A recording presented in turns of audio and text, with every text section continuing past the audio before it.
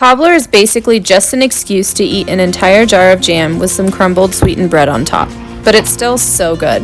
Let me show you my rendition. You can even have it for breakfast.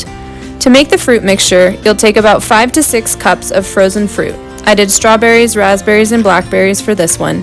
Put a splash of vanilla extract, a dash of salt, some lemon rind from a whole lemon, and lemon juice from half of a squeezed lemon, and some spices. I use cloves and cardamom as I'm allergic to cinnamon, but if you can do cinnamon, then do that, because that's great.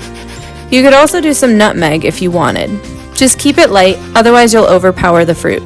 Add in some sweetener of choice and 2 tablespoons of cornstarch, or starch of choice, and throw it onto a stove until the fruit is soft. Take it off the stove and start to work on the crumble mixture. For this crumble mixture, I used half a cup of buckwheat flour and half a cup of tapioca flour with some salt, more spices, crushed cashews, and 4 tablespoons of butter. If you aren't allergic to oats like I am, add those in too, or replace the cashews with oats. Throw this in a food processor if you're lazy like me, or just mush it with your hands until incorporated.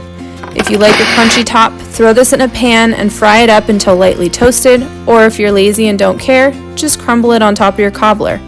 Put the berry mixture into a baking pan and cobbler crumbs on top, throw it into the oven at 375 and bake for about 45 to 55 minutes. Eat it warm with some toppings of choice, or just plain, or eat it for breakfast like I'm doing now. You can't feel bad eating this whole thing when it's dairy-free, sugar-free, and gluten-free.